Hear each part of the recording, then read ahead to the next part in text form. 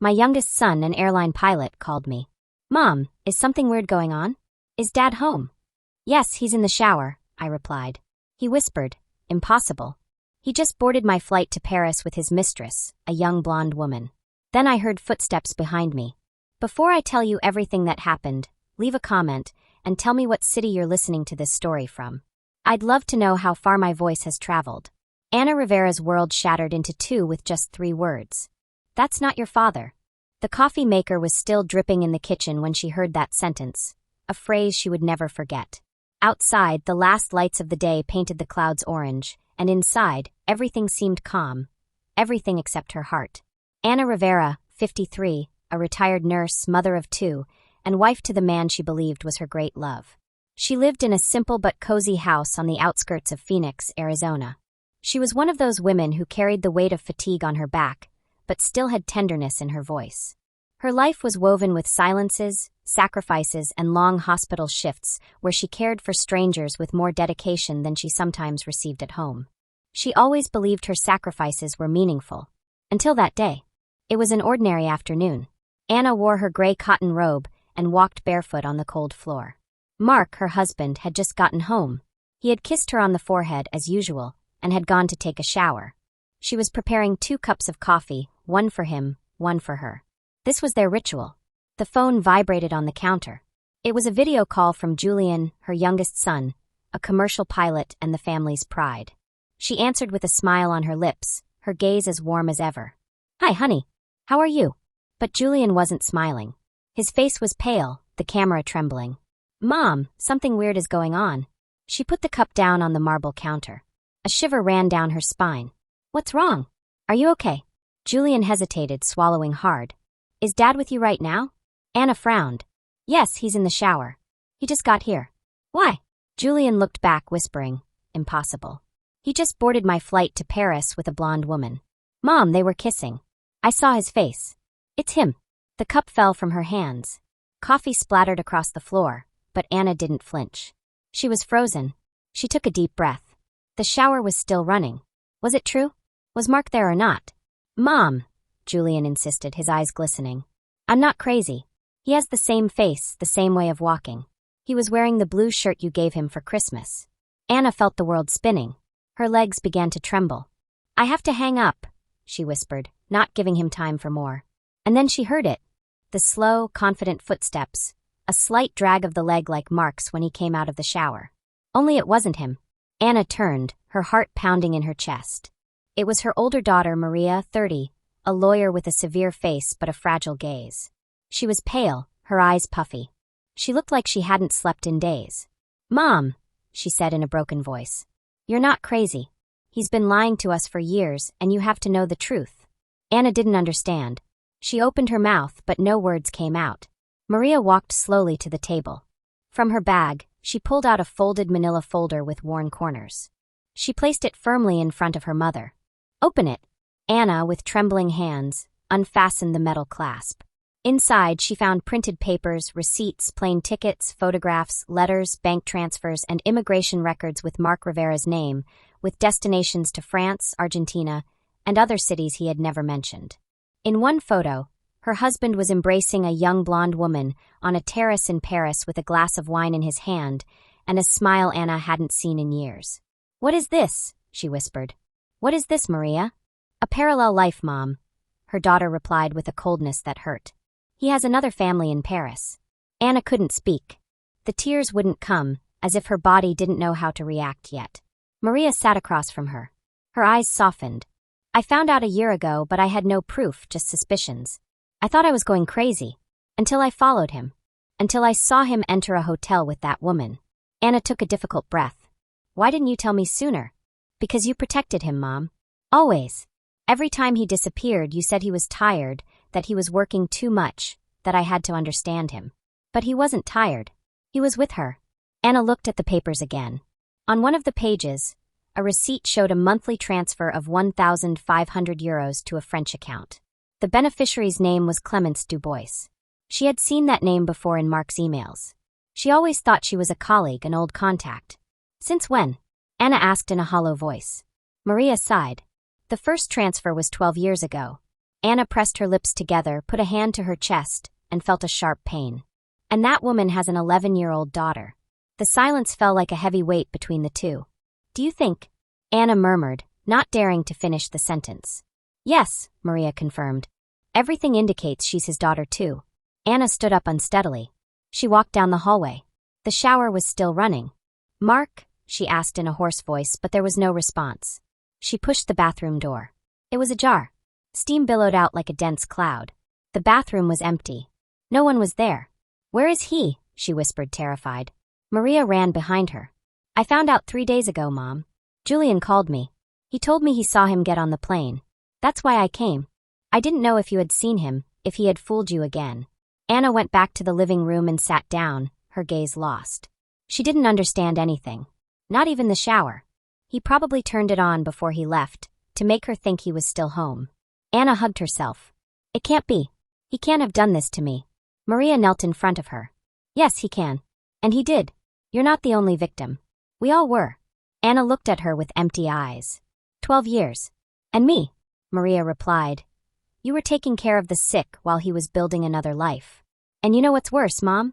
He used her to escape from us, but he also used her to justify himself to you. He had both of us fooled. Anna felt the world closing in, as if she couldn't breathe. Her hands, her stomach, even her voice were trembling. What did I do wrong, Maria? Why didn't I see it? Maria didn't answer. She just hugged her. For the first time in a long time, Anna allowed herself to cry. Not with sobs or anger, but with that silent weeping that breaks the soul. The tears of women who have endured too much. The folder was still open, the evidence all there, impossible to deny. And as night fell over the city, Anna understood that her life was not what she believed it to be, that the love she had built for 30 years was a facade, and that the answers she so feared were only just beginning to appear, because she didn't yet know there was much more to discover, and what came next would be even more devastating. The folder remained open on the table. The breeze from the window rustled the loose papers that Anna no longer had the strength to touch. She felt as if the floor had turned into thick water. Everything she believed was solid, firm, and real was now dissolving before her eyes. Love, trust, sacrifice. It had all been an illusion, a perfectly sustained lie for years. Maria silently and carefully gathered the papers. She didn't speak. She knew there were no words that could alleviate this kind of pain. The pain of looking back and discovering that every shared smile, every family Sunday, every conversation in bed had a hidden echo. A second version. Another parallel story that Anna was completely unaware of. Anna remained in the chair for a long time, without blinking, her lips dry, and her gaze fixed on a spot on the floor. Then, suddenly, as if an invisible needle had pierced her chest, she stood up. I need to be alone. Maria nodded. She didn't argue. She knew she couldn't interfere in this internal battle. Anna walked slowly to the bathroom. She closed the door gently, not locking it. She looked at herself in the mirror. Her face was streaked with dry tears, her eyes swollen, her hair a mess. She could barely recognize herself. The mirror returned the face of a woman who had spent her entire life justifying absences, forgiving neglect, accepting excuses. She leaned over the sink and turned on the faucet. The water was running lukewarm, but it didn't wash away the guilt. She opened the medicine cabinet and looked inside. Her gaze scanned the boxes of painkillers, the bottles with expired labels, and then stopped at a small bottle with a white cap. Pills for neuropathic pain. She had bought them after the spinal surgery she could never have because the money disappeared. Because Mark had an emergency. Because she always gave in. She took the bottle in her trembling hands. She opened it, poured a few pills into her palm, and counted them. 8. Enough. She closed her eyes. The silence was so thick she could hear her own thoughts, like knives.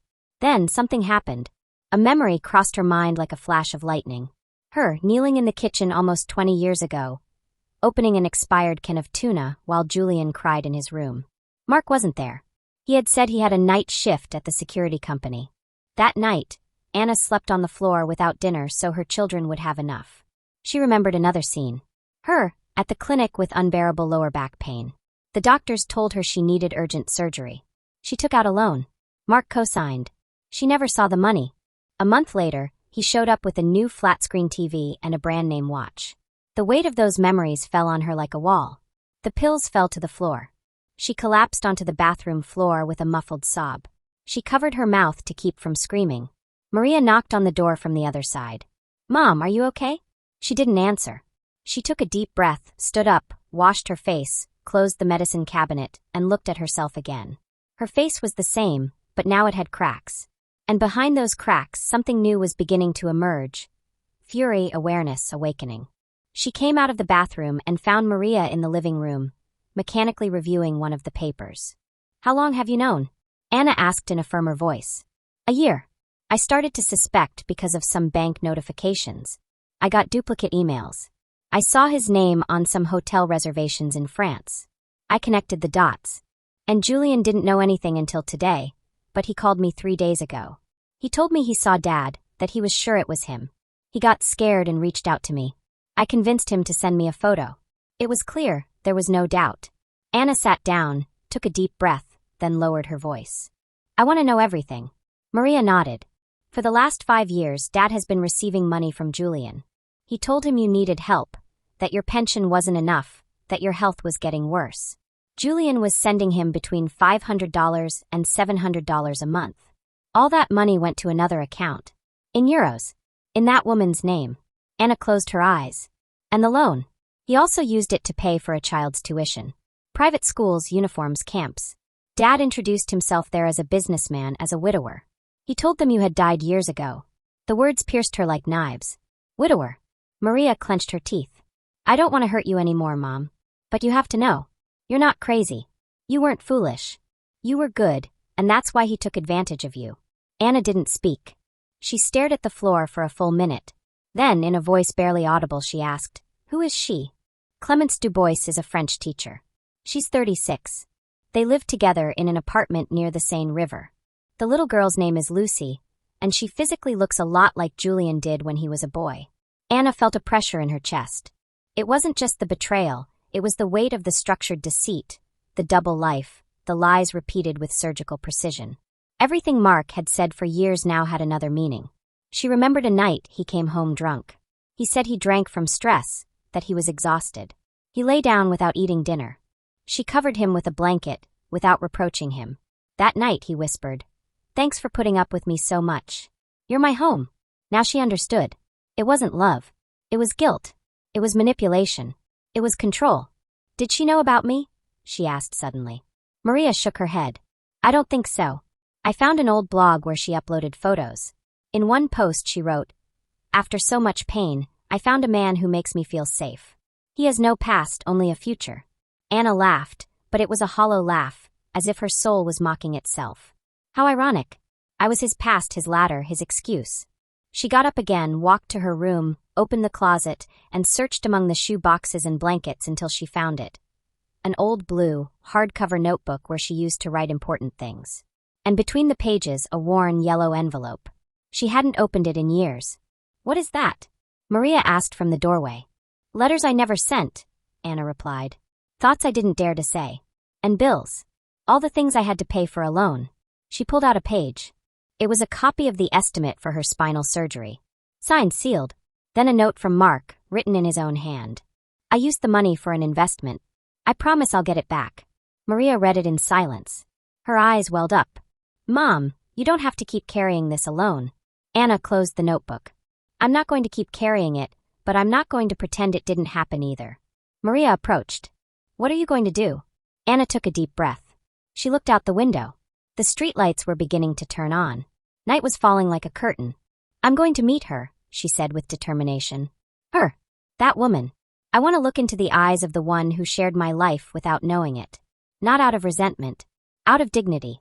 Maria looked at her with admiration. Do you want me to go with you? No. This battle is mine. Silence fell for a few seconds. And Dad? Maria asked. Dad is already dead to me, Anna replied without hesitation. Now there's only Mark, the man I'm going to bury with the truth. Maria shuddered, not out of fear, but out of the certainty with which her mother spoke. She had never seen her so clear, so decided. Anna took the blue notebook, put it in her purse, then pulled out an old photo. Her, Mark, and the children at the beach more than 20 years ago, all smiling, looking happy. But now that image seemed like a fake postcard, like a play that only served for the audience. She tore the photo in half, kept her side, and threw Mark's into the trash. And as she zipped up her purse, her gaze changed. It was no longer that of a broken woman. It was that of a woman who, for the first time, saw clearly. That night she didn't sleep. She sat in the living room, staring into space, while in her head she wove together every part of the story that had been hidden from her. Every gap now had a river. Every lie had a name. When Maria left, Anna packed a small suitcase. A few things. She didn't plan to run away. She just wanted answers, and she knew the only way to get them was to go straight to the center of the wound.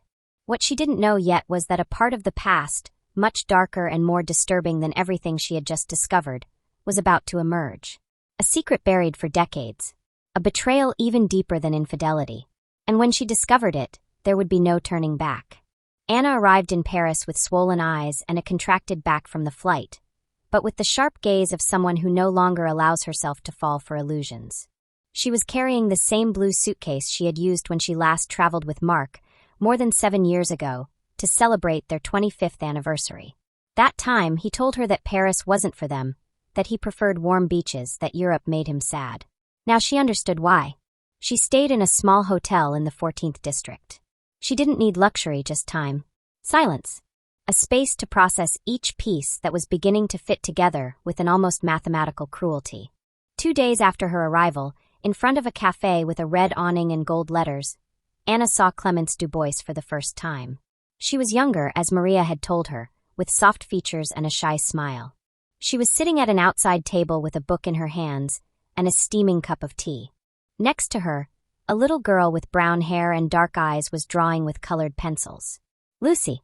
Anna didn't know what to feel. Jealousy? No. Pain? Yes. Anger? Also. But what weighed most was compassion. Not for the woman, but for herself. For the years she had given away. For the swallowed silences. For the times Mark told her he couldn't accompany her to the hospital because he had an urgent trip. He traveled, yes, but not for work. She crossed the street. Each step was a battle. When she reached the table, Clemence looked up, disconcerted. "Can I sit down?"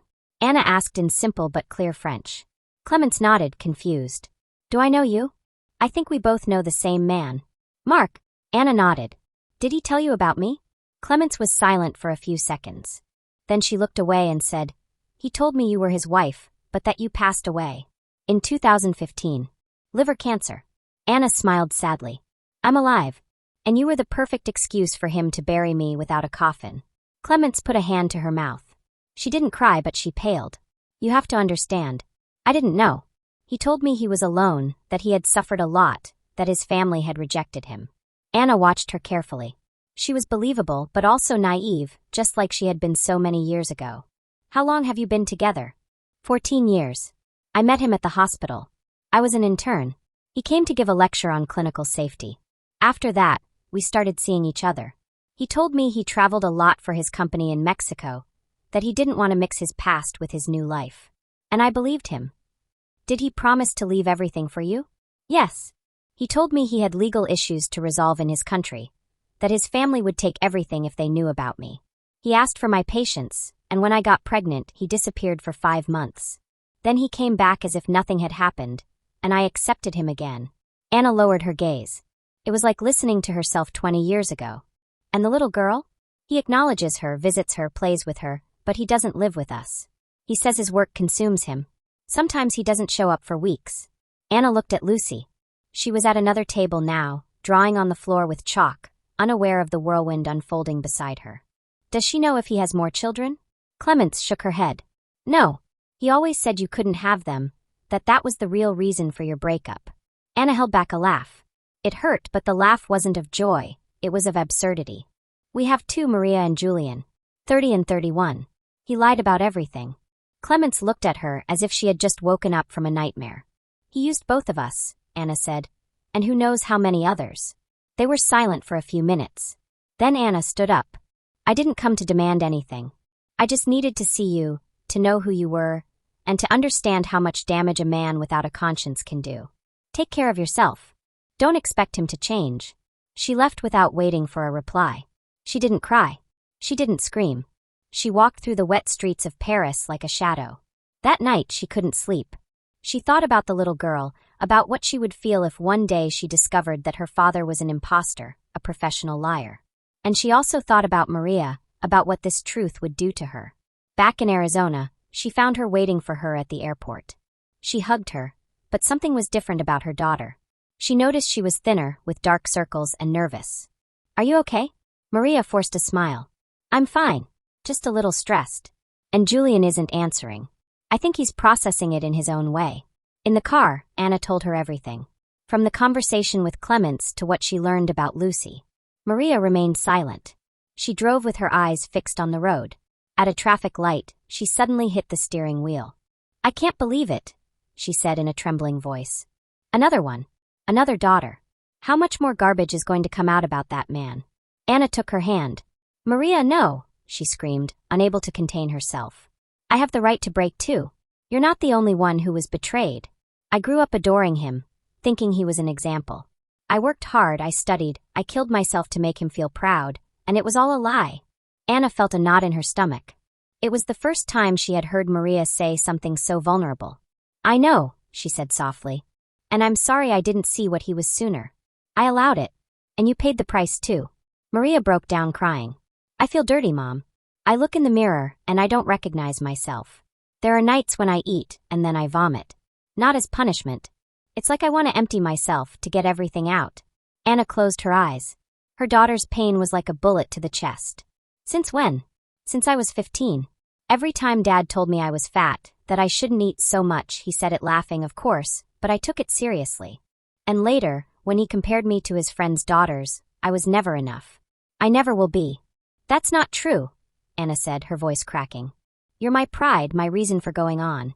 Maria leaned on her shoulder as if she were a child again and cried in silence.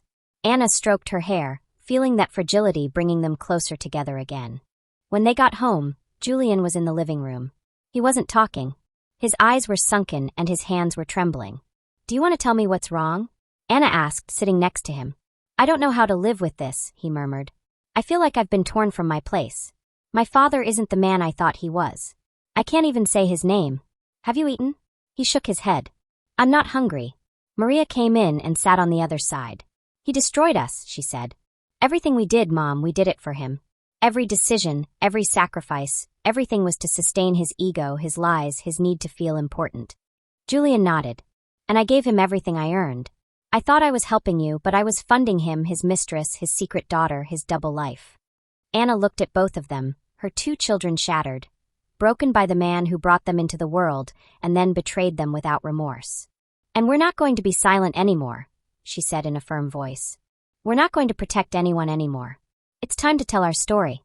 Not for revenge. For dignity." That night, the 3 of them stayed in the living room. They didn't talk much, they just shared the silence. But it was a different silence. It wasn't the silence of lies, it was the silence of those who survive, of those who, though wounded, choose to heal. While everyone was sleeping, Anna walked through the house. She looked at the portraits hanging on the walls. One by one, she took them down. In each one, Mark was smiling, fake.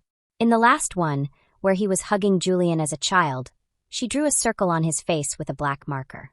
Then she tore it up. The garbage was starting to come out, and it wasn't going to stop. What Anna didn't know was that in the midst of this healing process, someone from the past would return. Someone who had been silent for years. Someone with a truth even more disturbing than everything she had just experienced. A truth that would question even blood itself. The dawn dragged slowly that morning, but Anna hadn't closed her eyes. She had spent the night sitting in the living room with a cup of cold coffee in her hands, and her mind overflowing with images, dates, and lies. Maria was sleeping in her room, her body weakened by the emotional strain of the past few days. Julian had locked himself in the study, and didn't even come out for dinner. No one was talking. It was as if silence, for the first time, served as a shield, as if everyone knew that speaking would be lighting another fuse. The landline rang with a harsh, almost out-of-place tone. Anna looked at it as if it were a threat.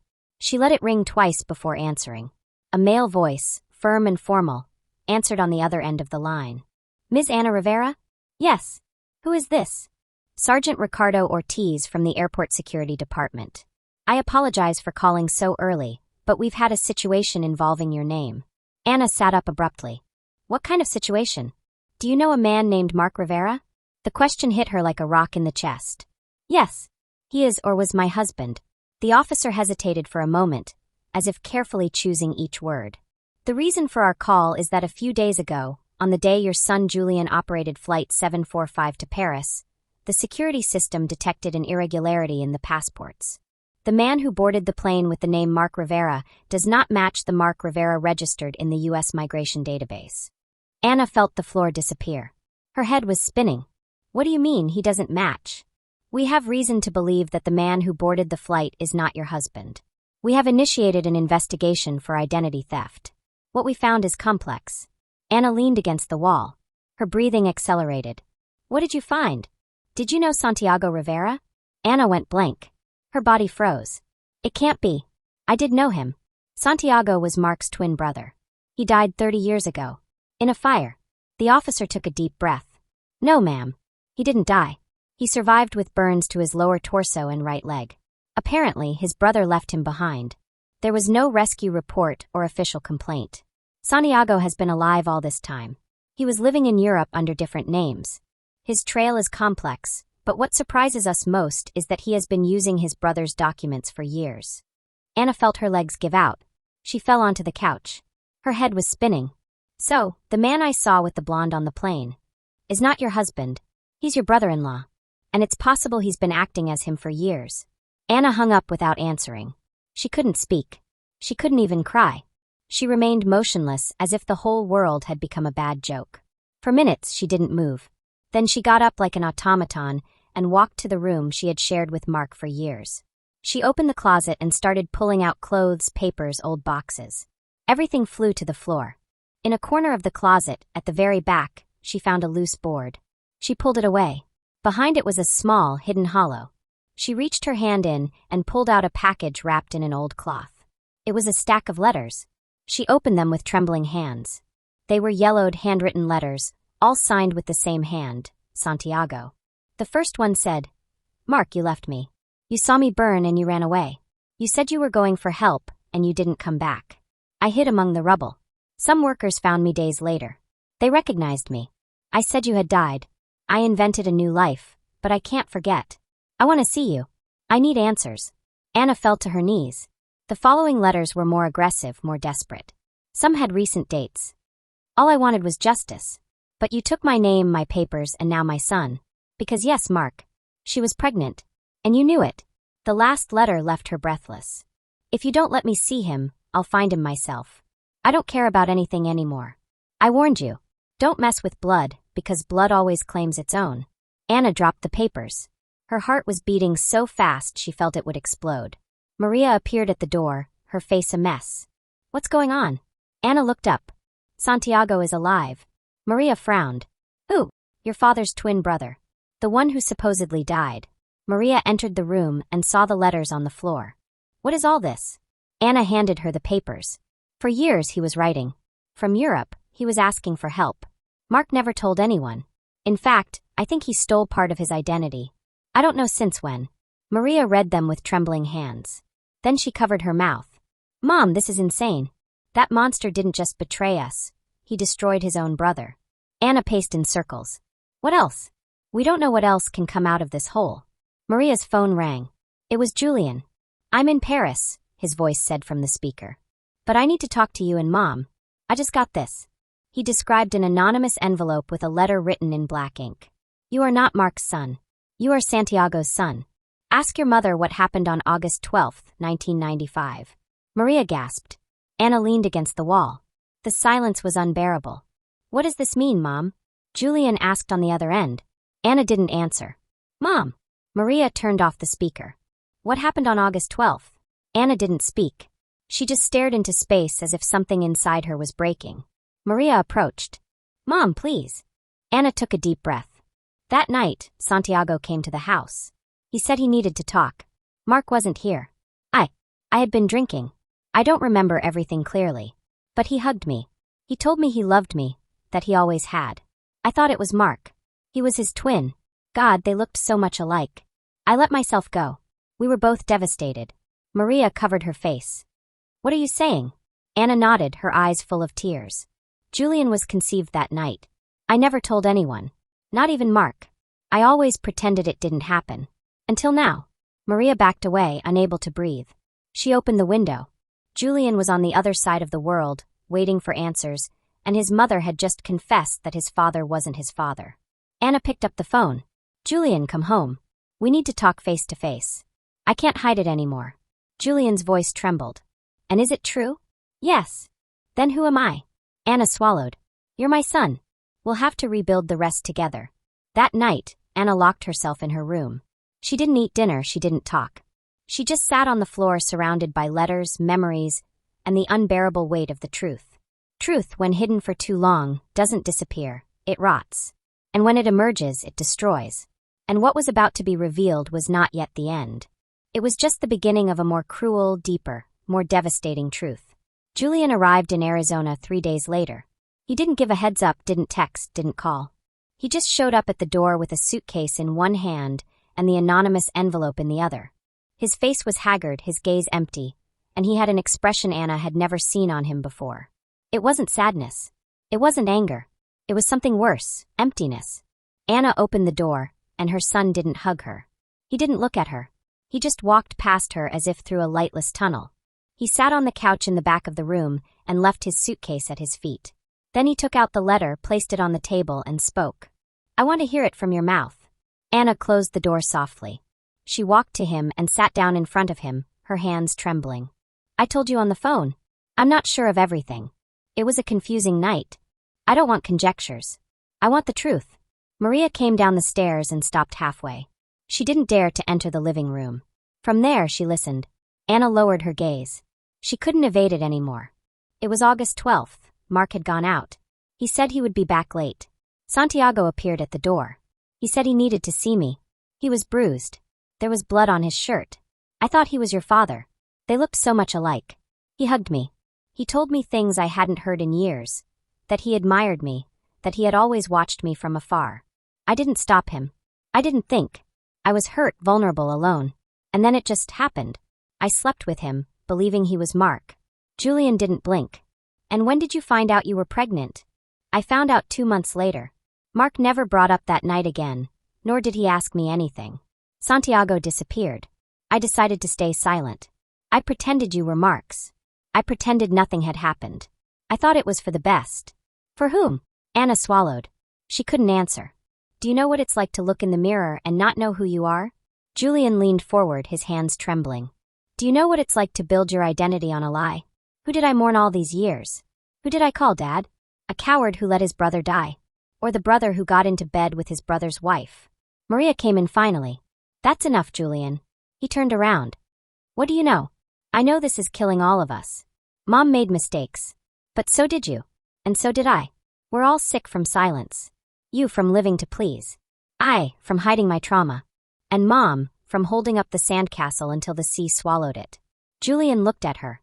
There was a new, thin, diagonal scar on her face, just on her left cheek. "What happened to you?" Maria touched her face with embarrassment. "I cut myself. At the clinic." Anna stood up. "You checked yourself back in?" Maria nodded. "I couldn't stand to watch everything fall apart. My body speaks, and mine was screaming. No one listened." Julian walked to her and hugged her. They both cried. Anna watched them. She didn't interrupt. At that moment, she understood that her children were no longer children, that they were broken, that each of them carried an invisible wound, and so did she. That night, Anna couldn't sleep. She stayed in front of the mirror, studying her face. The wrinkles, the dark circles, the marks of old age. Life had passed like a storm, and the mirror returned the image of a tired, empty, but alive woman. The next morning, she went to the bathroom, turned on the light, took out Mark's electric shaver, sat in front of the mirror, and began to shave her head. She didn't leave a single strand. Not for aesthetics, not out of rebellion. Out of freedom. Finally, she looked the way she felt, naked of excuses. Real. Then she went to the doctor. She had had discomfort, intermittent pain, and bleeding for months. She had postponed everything to take care of others. This time, she didn't lie. She asked for the tests. She waited the longest hours of her life in the gray public hospital waiting room. When she entered the consultation room, the doctor didn't need to say much. His face said it all. "Cancer?" she asked. "Advanced. It has already compromised organs. We can try chemotherapy." "But, no, I don't want treatment." The doctor looked at her, surprised. "Are you sure?" "More sure than I've ever been." She left the hospital with a clear decision. She wasn't going to submit. She didn't want to be a victim of anything else. She wanted to decide her end in her way. At home, she sat in front of the computer, opened a new document, titled the file Truth, and began to write everything from the beginning. From her childhood, her youth, her dreams, the day she met Mark, the day she decided to get married, Maria's pregnancy, the pain, the betrayals, the lies. Every episode, every name, every letter, every silence. She wrote as if her redemption depended on it, as if the words would give her back her soul. She wrote so her story wouldn't be told by others. She wrote for her children, so they would understand, so that when she was no longer there, they would at least have a map of what happened. At night, she burned Santiago's letters one by one. Not out of hatred, out of closure, out of cleansing. But she kept one, the last one where he talked about Julian. She placed it in an envelope and wrote her son's name in red ink. She left it on her nightstand. Maria improved at the clinic. She started painting. They called it occupational therapy. She made portraits of faces distorted by memory. A therapist congratulated her. He told her she had talent. She smiled for the first time in weeks. Julian went back to the airport. He didn't fly. He just walked through the aisles watching people. He felt strange, as if his body were inhabited by another. He sat on a bench and cried for his father, for his uncle, for his mother, for himself. A woman sat next to him and offered him a tissue. "Sometimes crying is the bravest act," she said. Julian looked at her, thanked her, and for the first time in days he felt a little bit of relief. That night, Anna gathered her children. "I don't have much time left," she said straightforwardly. Maria let out a sob. Julian closed his eyes. "The cancer is widespread. I don't want treatment. Don't ask me to. I don't want to spend my last days among needles and machines. I want to write. I want to see you sleep. I want to say goodbye to everything." Calmly, Maria came over and hugged her tightly. "Are you staying with me?" she whispered. "I'm staying wherever you are. Just don't lock me up in a hospital." Julian knelt in front of her. "All I have left is to thank you." Anna stroked his face. "You're not the mistake of that night. You're the miracle that kept me alive. Never feel less than." Maria cried silently. Outside, the sky was darkening. But inside the house, for the first time, there was peace. Anna finished her document 3 weeks later. She printed 2 copies, put them in sealed envelopes, one for Julian, the other for Maria. And that same night, she lay down in her bed. She closed her eyes. She didn't wake up again. In the morning, they found her with a note in her hands. "In the end, the truth didn't save me, but it set me free. I love you. Live as if every day were your last. And never hide what hurts, because the wound you can't see is the one that bleeds the most." Maria screamed. Julian fell to his knees. Anna didn't leave in silence. She left her story written, her truth, her legacy, not as a martyr, not as a victim. As a woman, because until the last second she chose. And what her children would do with that truth would change everything forever. The hall was decorated with a forced elegance, like those places where flowers have no scent and smiles are borrowed. White curtains, round tables with silk tablecloths, lit candles in golden candelabras, and a stage in the center where a huge banner hung. "Thank you for your legacy, Mark Rivera." Mark walked among the guests with the confidence of someone who always believed he had the last word. He was wearing a dark suit, a red tie, and a glass of wine in his hand. He greeted people with his usual smile, the same one he used to close deals and lie without blinking. The soft lights made the evening seem more intimate than it really was. There were colleagues, partners, acquaintances who faked affection, and also some distant relatives who hadn't seen Mark in years. Everyone was waiting for the final speech from the man who, they believed, had built a life from scratch. What they didn't know was that this life did not belong to him, that everything they admired was built on invisible corpses. Anna already dead. Santiago disappeared. Julian betrayed. Maria silenced. No one knew that tonight they would not be toasting to a legacy. A truth would be exhumed. Julian arrived unannounced. He positioned himself in the back next to the sound equipment. He was carrying a folder of documents under his arm. His face was firmer than ever, but his eyes had a shine that no one could mistake. The shine of someone who has buried his mother with his bare hands and is still breathing. Maria, from the clinic, held her phone in her hands. A nurse helped her connect to the video call. Her therapist watched from a corner. It was the first time she had agreed to watch a public event since she was admitted, but she had asked to. She said she had to watch her father fall, not out of revenge but out of justice. At 8 o'clock sharp, a man from the employee committee went on stage, thanked everyone for their presence, delivered memorized praises, and spoke of Mark's unimpeachable honesty. Then he called him to the microphone. Mark went up to applause, smiling. He kissed his French wife, Clemence, who accompanied him without knowing that her world was about to shatter. Lucy, his youngest daughter, was playing with a balloon near the buffet. Mark raised his glass. "I want a toast," he said, "to the years of effort, to sincere friendships, and to the love that has sustained me forever." At that moment, the projector turned on behind him. The lights went down. On the screen, a still image of Anna appeared with her head shaved, sitting in front of a camera. No one understood. "What is this?" Mark asked, confused. The sound manager, who had already been notified by Julian, didn't respond. He simply let the video speak. Anna's voice filled the room. "My name is Anna Rivera. I was Mark Rivera's wife for more than 30 years. And this is my story because I am no longer here to tell it out loud, but I refuse to die in silence." The image changed. Photographs. Mark on the terrace with Clemence. Mark with Lucy. Screenshots of emails. Bank transfers. Audio testimonies. The voice of a woman with lupus.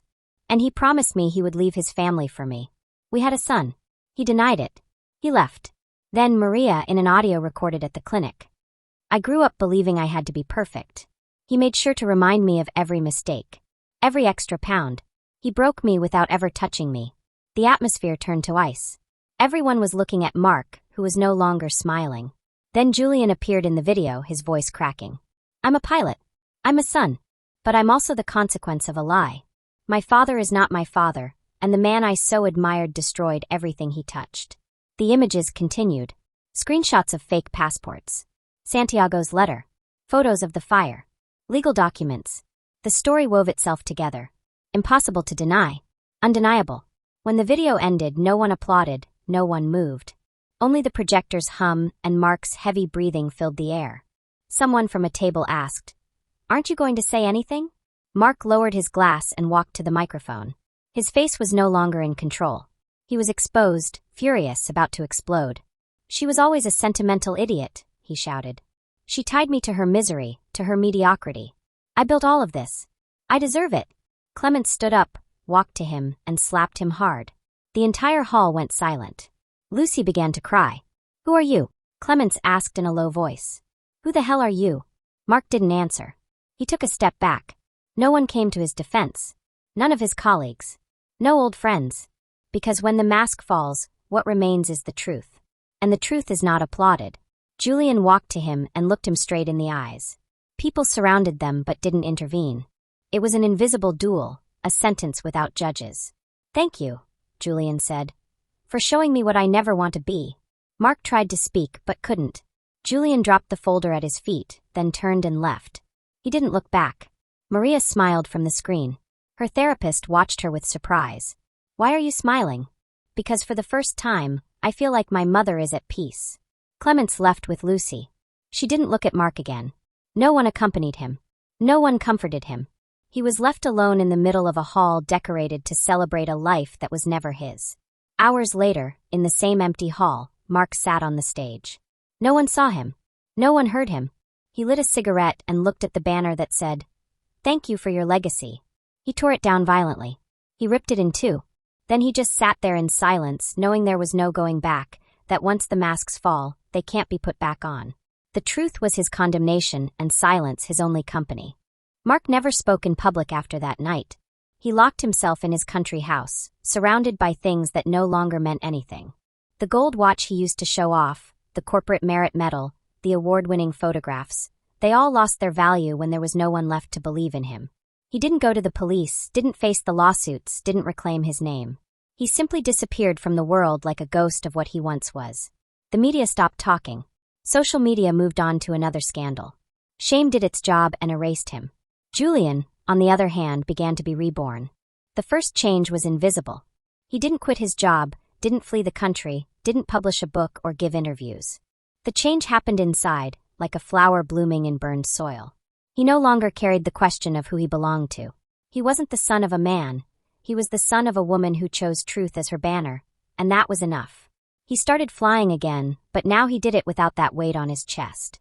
On every flight, he looked out the window with an unknown peace, as if he finally understood that the sky is not just a place, but a state of the soul.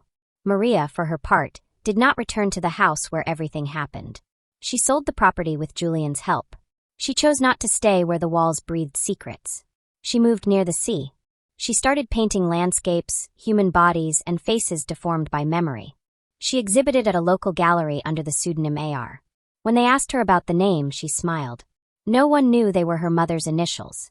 She stayed in touch with Julian, but just enough. They both understood that reconstruction also involves distance, that some wounds need space to heal, that not all love is shown by hugging.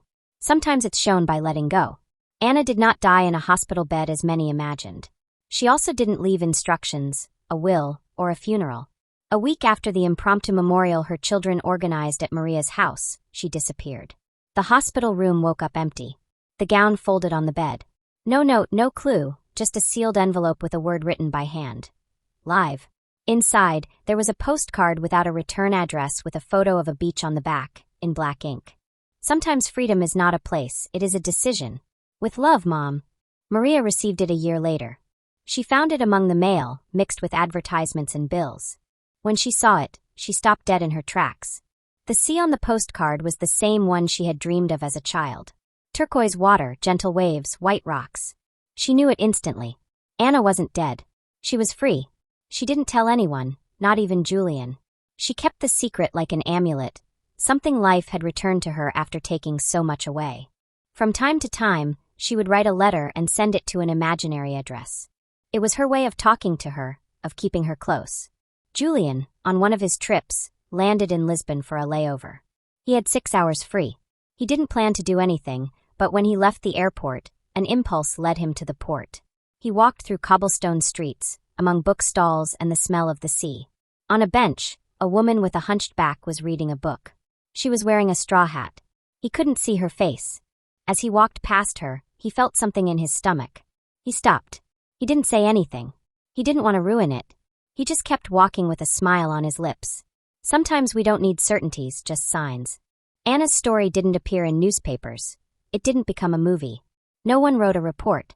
And it wasn't necessary because true justice doesn't live in fame. It lives in calm, in knowing that everything was said, that nothing was left trapped in the throat. On the walls of the clinic where Maria was, one of her paintings was hung. A female figure, without hair, standing in front of the sea, with her eyes closed and an expression of peace. It was titled Rebirth. Julian printed his mother's last file, the one titled Truth. He read it aloud one night on a flight without passengers while the plane flew over the Atlantic. He did it just for her, as if the sky carried the echo of his voice. When he finished, he whispered, "Thank you for breaking us, because from the cracks light grew." And there, in that aerial darkness, something happened that he would never forget. The dashboard lights flickered for no reason, as if someone were pressing a button from another dimension. He closed his eyes, smiled, and understood that some departures don't hurt because they aren't really endings, they're beginnings. A beautiful divine reflection emerged in the hearts of all who knew Anna's story. That true love is not the one that forgives everything. It is the one that sets you free.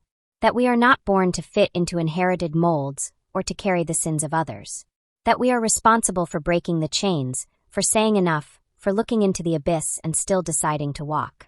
And that in the end, when there is no one left to remember our names, the only thing that will remain is this: the truth we chose to uphold, even if it hurts, even if it burns, even if it leaves us alone, because truth is the only legacy that doesn't die.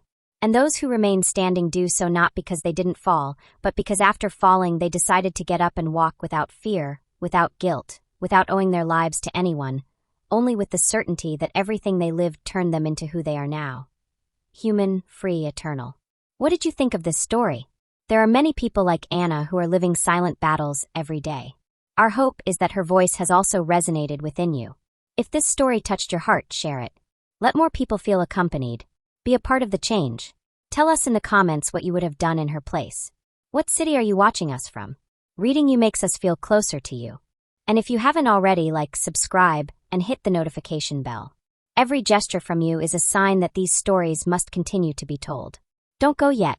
Our next moving story is already appearing on your screen. Click on any of them and continue exploring this universe of real, moving, and necessary stories. Thank you for being here. Thank you for feeling with us. We send you a big hug wherever you are.